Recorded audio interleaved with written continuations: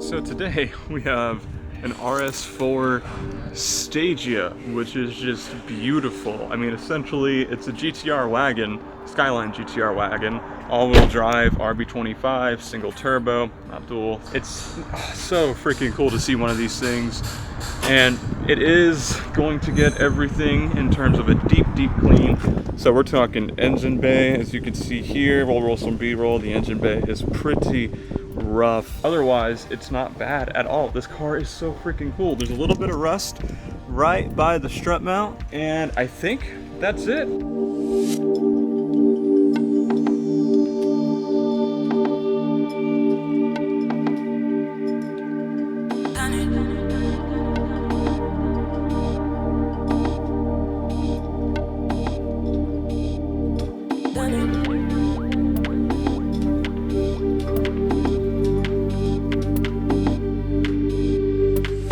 This has got to be one of the coolest cars I've got to lay my hands on for YouTube specifically, and just in general, really. You don't see Stagea RSFours really anywhere. You can go to car events and whatnot, but you're going to see Skylines and GTRs, R33, 34s, 32s. They're pretty much everywhere now whenever you go to these higher, nicer events, but Stagea is not something you really see. So I was really excited to bring this to you guys. RB25 turbo, just all-wheel drive. So cool, especially whenever you see cars like this get the R34 front bumper conversion. I could nerd out all day, but we're not here to nerd out about the car specs. We're here to nerd out about detailing stuff. So sit back, relax. We're gonna get these blue to E37s nice and detailed up, and then we're gonna move on to the paint. But before we do anything, if you guys want to help me out real quick, go ahead and press like, and if you like car content, go ahead and press subscribe. Other than that, let's get to it.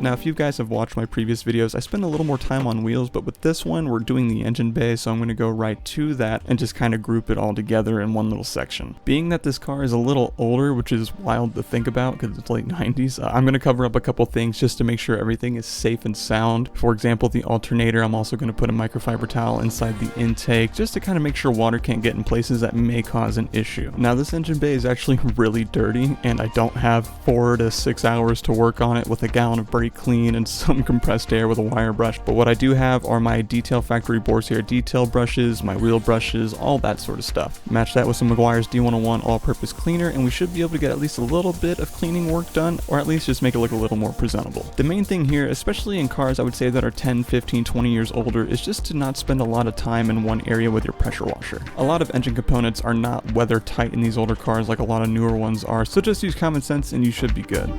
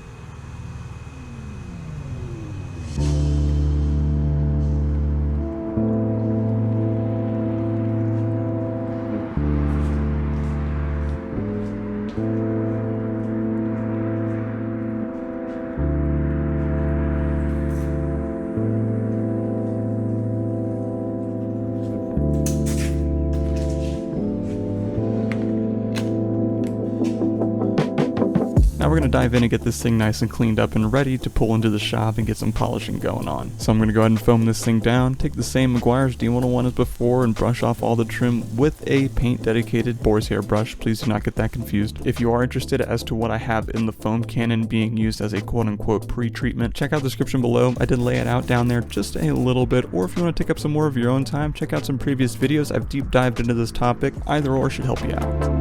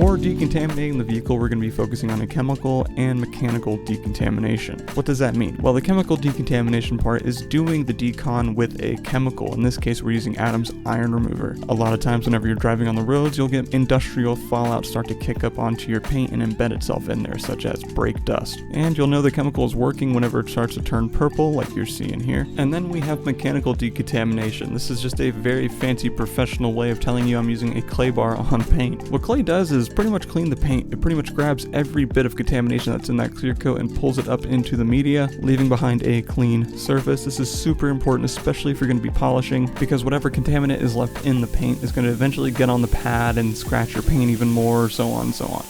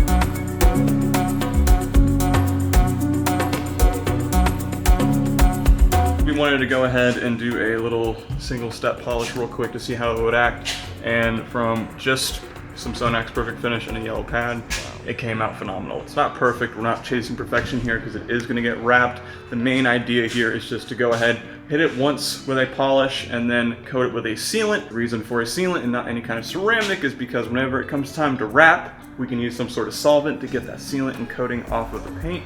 That way the wrap can adhere to it. If we did ceramic, we'd have a little bit more of a problem.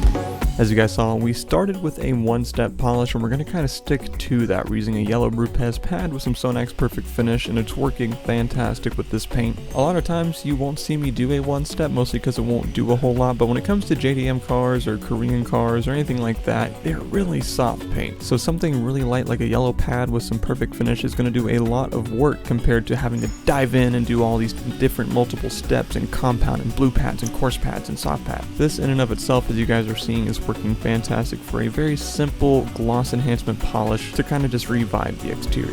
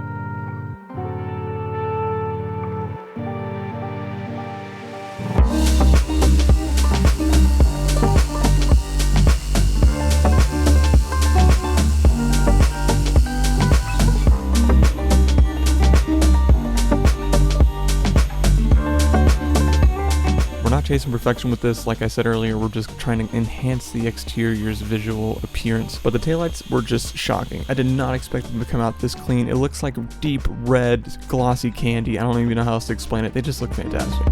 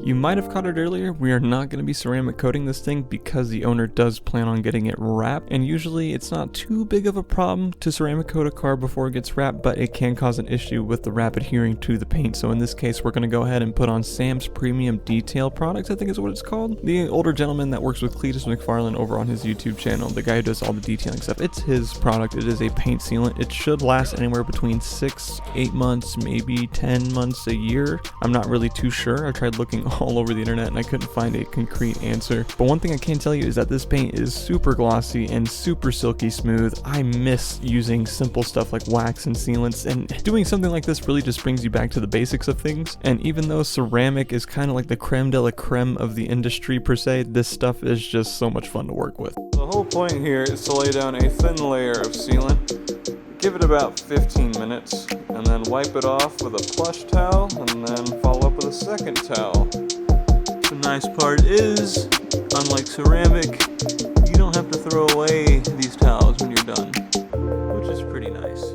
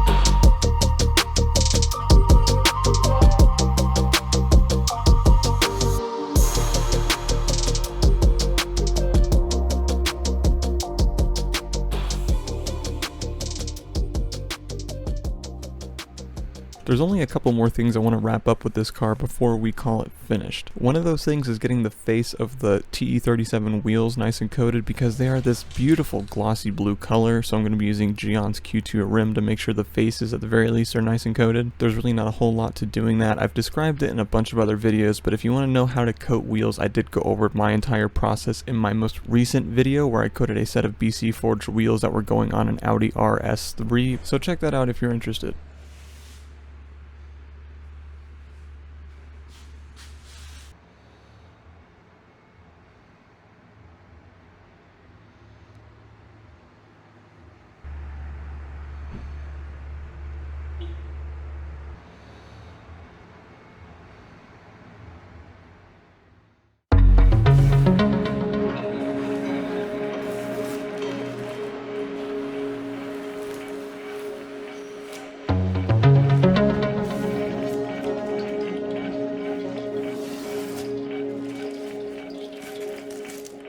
I want to focus on the emblem in the back, specifically the Stagea one. You can see this kind of oxidation and dirt that is really close up to the lettering, and one solid trick I have found to get rid of that, thanks to Jim from White Details, is to use a detail brush. I'm going to be using a very soft one from Detail Factory combined with a water spot remover. Very lightly brush it into the emblem and then wipe and blow it away, and it should get rid of it.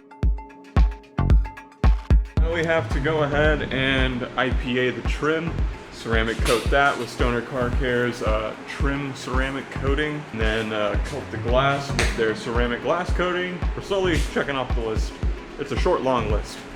I'm actually not going to spend a lot of time on this because I've used it before, but I'm actually going to refer you to their YouTube channel where they did a lengthy test on this that lasted quite a few years, doing a half and half, sitting out in the elements, putting it to the test. Just an awesome trim ceramic product. Links are in the description if you are interested in any of the products I use from Stoner Car Care. They are a fantastic company, sponsor of the channel. Go check them out.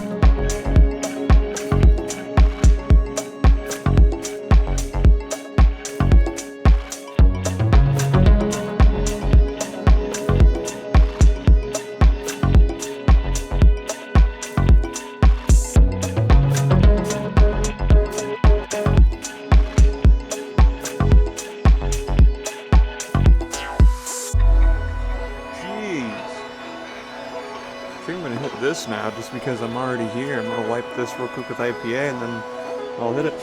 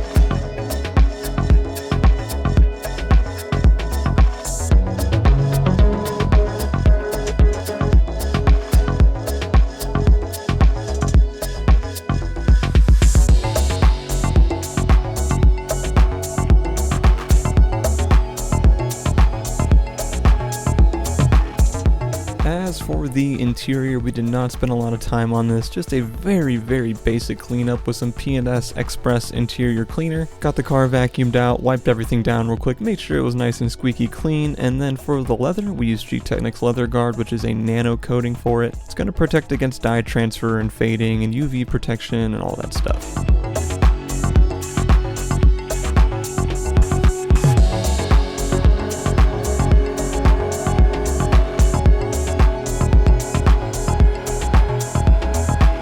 Finish things off though, we wiped the car down with some ceramic detailer from Stoner Car Care just to give it some extra protection, some more gloss, some more hydrophobic properties, all the stuff you would expect. But that brings us to the end of this video. My final thoughts on this car, Stagea RSFour, this thing is awesome, man. I really did not think I would like the blue TEs on it either, but they just look absolutely stunning. I absolutely love this car. Stick around to the very ending where I give you guys after shots in a cinematic format. Just absolutely stunning. And if you made it this far and you liked the video, please show me by leaving a like. And if you like car content, go ahead and press subscribe, join the community. We got some cool stuff coming through here in the next few months. But I will leave you guys with that. Thank you so much for watching, guys. I will see you next week. See you.